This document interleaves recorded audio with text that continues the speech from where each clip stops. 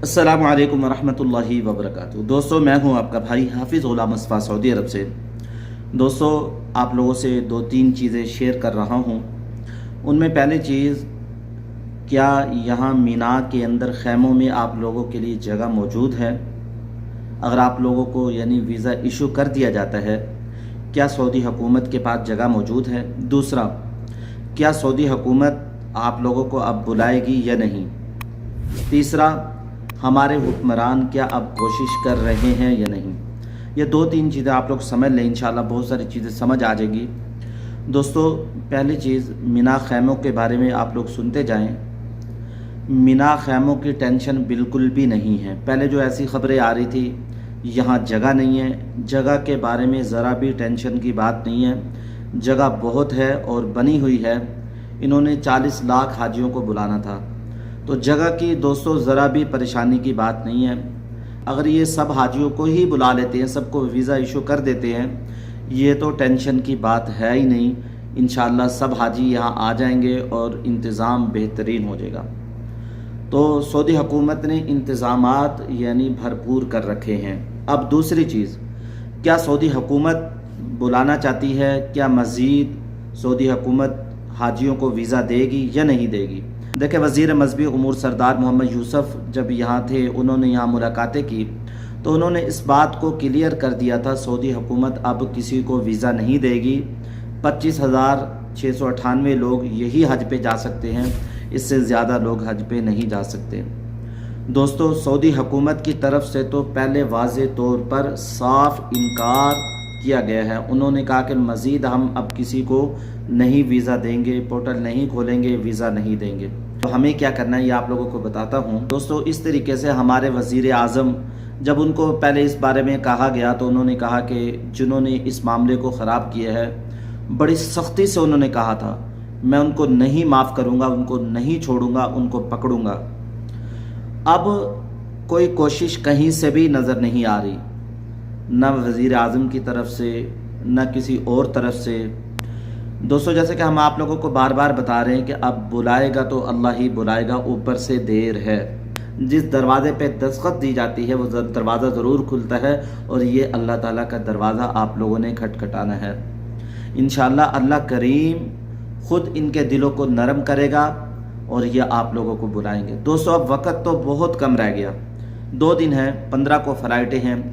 एक घराने के 5 लोग हैं, 3 का वीज़ा लगा हुआ है, 2 का वीज़ा लगा नहीं है।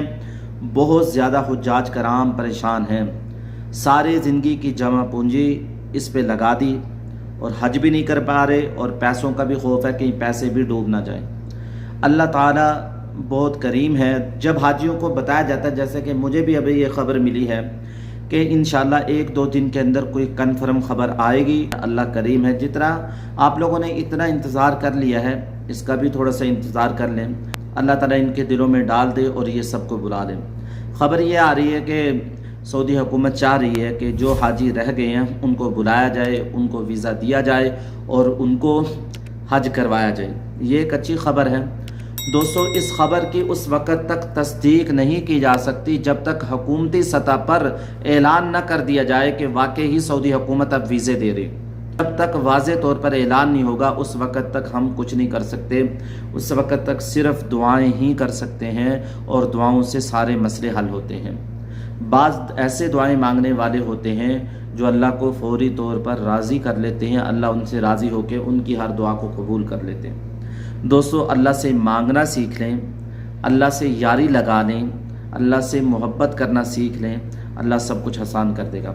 देखिए, अल्लामा ताहिर अशरफी साहब ने तो वाज़े तौर पर कह दिया, सऊदी हुकूमत वीज़ा नहीं देगी।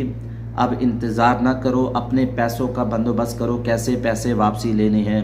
उन्होंने तो पहले भी ये ऐलान किया था। हुकूमती सतह पे, प्राइवेट सतह पे कोई भी कोशिश नहीं की जा रही, हर शख्स अपने कामों में मशगूल है।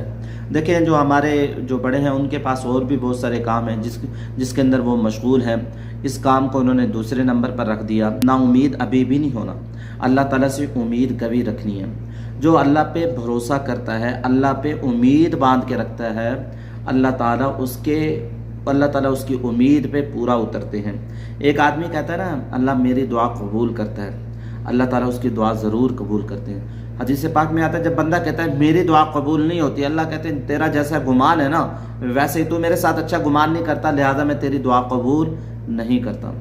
گمان اچھا رکھیں، ساری زندگی اللہ کے ساتھ اچھا گمان رکھنا ہے۔ گنہگار ہیں، اللہ تعالیٰ سے اچھا گمان رکھیں، اللہ معاف کرے گا، توبہ بھی کریں، آئندہ گناہ بھی کبھی نہ کریں، اور اللہ تعالیٰ سے اچھی امید رکھیں۔ ابھی بھی اللہ تعالیٰ سے اچھی امید رکھنی ہے، دیکھیں ہم نے پیسے جمع کروا دیے ہیں، ابھی بھی اچھی امید رکھیں اور اللہ تعالیٰ سے کہیں یا اللہ جو ہم سے ہو سکتا تھا ہم نے وہ کر لیا، سارے پیسے بھی جمع کروا دیے، اے اللہ سارا کچھ یہاں ہوا پڑا ہے، یا اللہ تو ہمیں اپنے گھر بلا لے، تیری مہربانی ہوگی، یا اللہ ہم تیرے گھر کو دیکھنا چاہتے ہیں۔ اللہ سے اس طریقے سے باتیں کی جائیں، محبت کی باتیں۔ اللہ کو وہ بندہ بہت محبوب ہے جو کہتا ہے یا اللہ میں تو بہت کمزور ہوں، ضعیف ہوں، اے اللہ مجھ جیسا کوئی نالائق نہیں ہے، یا اللہ تو مجھ پہ رحم کر دے، کرم کر دے۔ اللہ تعالیٰ اس بندے کو بہت پسند کرتے ہیں۔ دوستو اللہ کریم کرم کرے گا، اس خبر کا بھی انتظار کر لیتے ہیں، 2-3 دن کے اندر واضح طور پہ ہر چیز کلیئر ہو جائے گی، کتنے حاجی جائیں گے کتنے نہیں جائیں گے۔ اللہ تعالیٰ آسانی والا معاملہ کرے۔ دعاؤں میں یاد رکھیے گا۔ السلام علیکم ورحمۃ اللہ وبرکاتہ۔